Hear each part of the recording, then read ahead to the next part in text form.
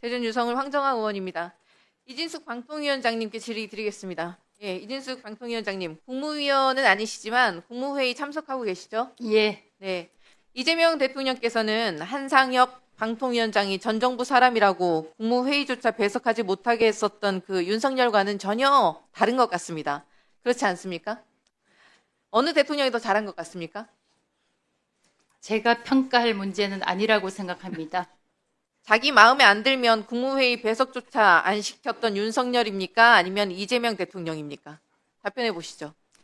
제가 답변할 문제는 아니고요. 지금 이제 겨우 이재명 대통령으로 취임한 것이 6월 3일입니다. 5년 뒤에 말씀드리겠습니다. 네, 지금은 답변하기 어렵다는 얘기신군요. 예, 국무회의 배석시켜주는 이재명 대통령에 대한 적절한 답은 아닌 것 같습니다만은 이진숙 위원장님, 빵찍 단란주점 법화 유형을 수사받고 있는 그 공직자 그리고 불법과 위법으로 방송 장악의 천병 역할을 한 방통위원장 내란 수괴가 임명한 보수 여전사를 왜 국무회의 배석자로 앉혀 놓았겠습니까? 숱한 그 불법과 질문 아닙니다. 숱한 불법과 위법에도 불구하고 국민을 위해서 일해야 할 사람으로 일단은 앉혀놨기 때문입니다. 근데 이진숙 위원장은 그 자리에 있으시면서 반성도 없이 국민의 혈세로 녹봉을 받으면서 그 자리를 아직도 본인이 정치하는 자리로 착각하고 있는 것 같습니다. 전혀 착각하지 않습니다.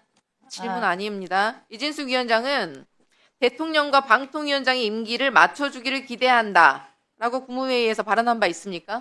제가 국무회의에서 어떤 발언을 했는지 이 자리에서 밝히는 것은 적절치 않다고 생각합니다.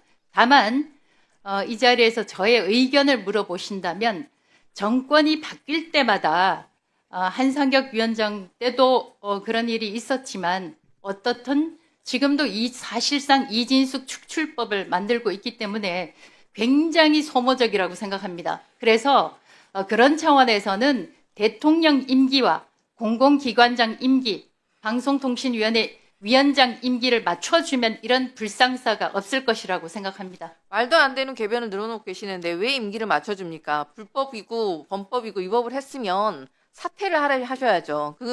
제가 불법이고 위법이고 범법을 어떤 걸 했다고 그러십니까? 잠깐만요. 황정아 의원님. 네. 잠깐만요. 의원님이 질문하실 때 답하십시오. 아니 그냥 끼어들지 마시라고요. 제가 답변 끼어들지 마시라고요. 왜 끼어들지 마시라고요. 왜 말씀하십니까? 끼어들지 마시라고요. 저도 할 말이 있습니다. 끼어들지 마시라고요. 저도 저의 끼어들지 마시라고요. 권리가 있습니다. 권리 없습니다. 끼어들지 마시라고요. 저에게 불법 지금 이 10분은 때문에 황정아 의원에게 주어진 10분입니다. 그리고 제가 답변하려고 그러면 제가 답을 할 시간을 주지 않기 때문에 할 수밖에 없습니다. 조용히 하십시오. 예, 조용히 하십시오. 조용히 하십시오.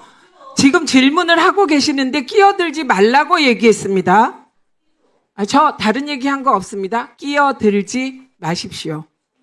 의원이 질의하면 거기에 답변하십시오. 지금은 끼어들 상황이 아닙니다. 지금은 제가 다른 말 아무것도 안 했어요. 황정아 의원님 질문하시는데 계속 끼어들어서 말이 씹혀서 끼어들지 말라고 했습니다. 이럴 일이 아니에요. 끼어들지 말라면 끼어들지 마세요. 황정아 의원님, 질문하시고 답변을 구하실 때는 답하시라고 하시고 하시면 되겠습니다. 답을 원할 때는 답변하시라고 말씀을 드리겠습니다. 국무회의가 위원장의 놀이터입니까? 방통위가 위원장의 사조직입니까?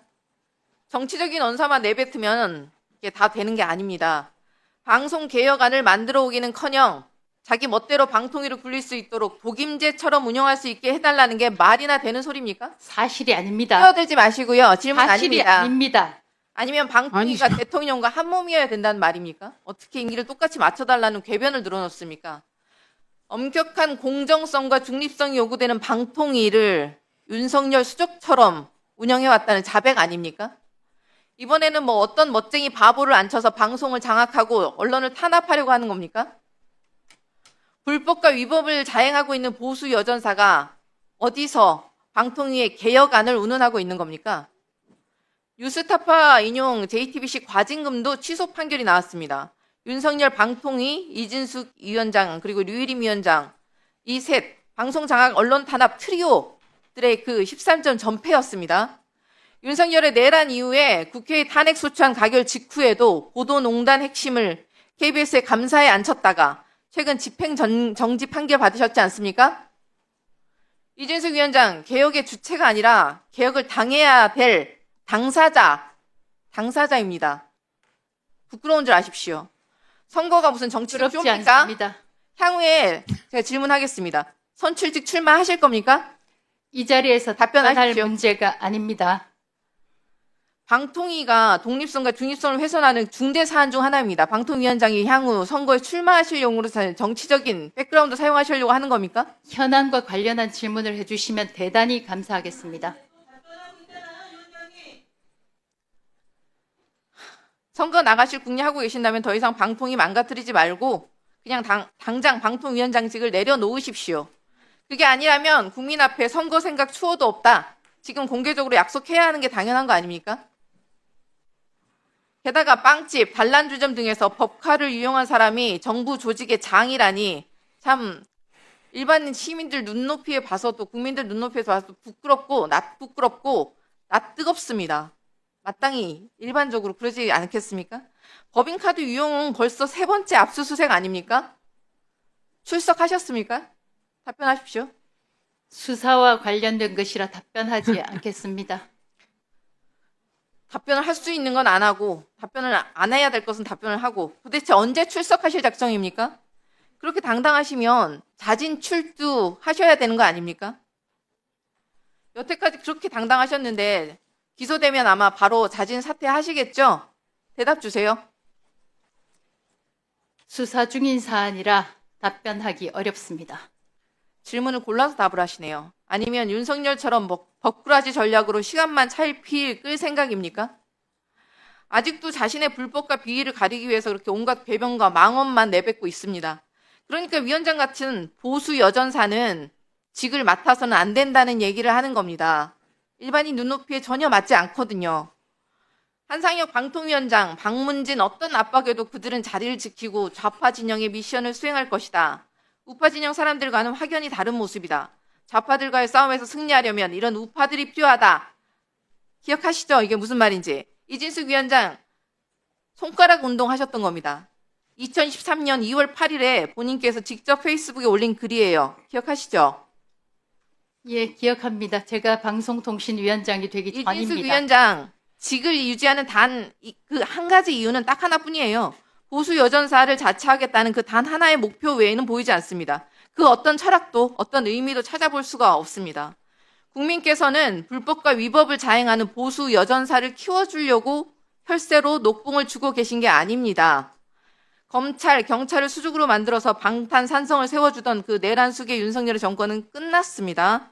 이미 그 정권은 끝났고 새로운 국민주권정부 시대가 시작되었다는 것을 경고하는 바입니다. 네, 이상입니다. 자, 그러면 지금부터 잠시만 주목해 주시기 바랍니다. 제가 구독자분들을 위해서 선물 하나를 준비했는데요. 제가 항상 여러분들께 드리는 말씀이 있습니다. 뉴스만 평소에 잘 챙겨보셔도 돈이 되고 돈을 벌 수 있다라고 말씀을 드렸는데요. 여러분들은 여기 보시는 삼성전자 뉴스를 보고 어떤 생각이 드세요? 아니면 정치인들의 뉴스, 날씨 뉴스를 보고는 어떤 생각이 드시나요?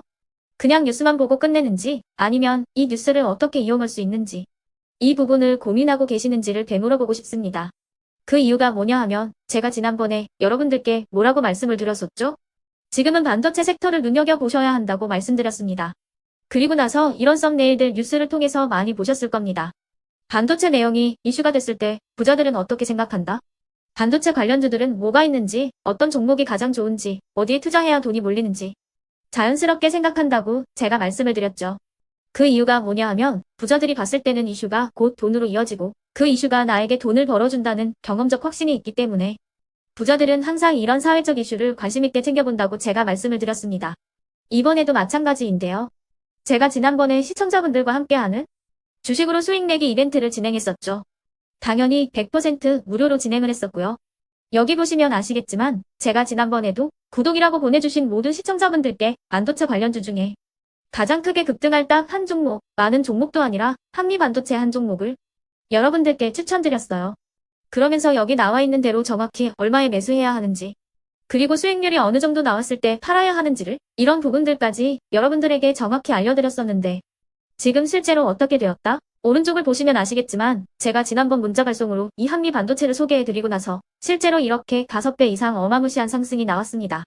100만 원만 투자를 했어도 무려 500만 원이 넘는 수익금이 생긴 거죠. 그래서 당시에도 굉장히 많은 분들이 제가 드린 이 한미 반도체로 수익을 내실 수가 있으셨을 텐데요. 다시 한번 축하드린다고 말씀을 드리겠고, 이번에도 마찬가지입니다. 앞으로도 2024년, 2025년 계속해서 기대해볼 섹터는 AI입니다. 그 중에서도 AI 반도체는 그 누구도 부정할 수 없는 미래 성장 산업입니다. 그러면 우리가 어떻게 생각해 볼 수 있을까요?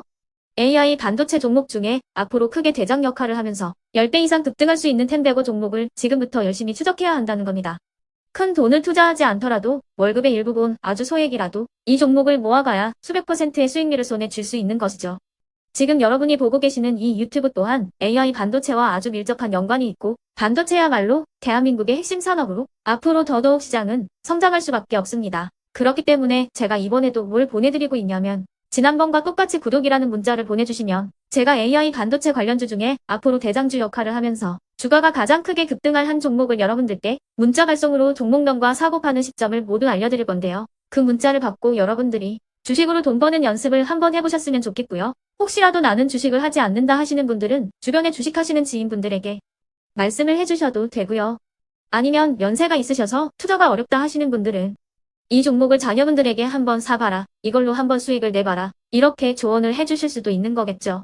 그래서 지금 이 영상을 보시는 시청자분들 중에 나도 이번 종목이 좀 궁금하다 하시는 분들은요, 누구나 상관없이, 그리고 어느 시간대나 상관없이 부담 없이 010-2514-5930번으로 구독이라는 문자 보내주시면 제가 이번에도 똑같이 무료 추천 급등주 문자를 보내드리겠습니다. 이해되시겠죠?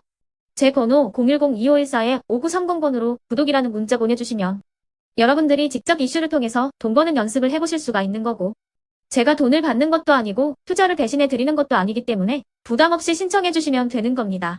그리고 수익이 나면 저는 다른 것은 하나도 바라지 않습니다. 제 채널에 구독, 좋아요 한 번씩만 눌러주시라, 이렇게 다시 한번 말씀을 드리겠습니다.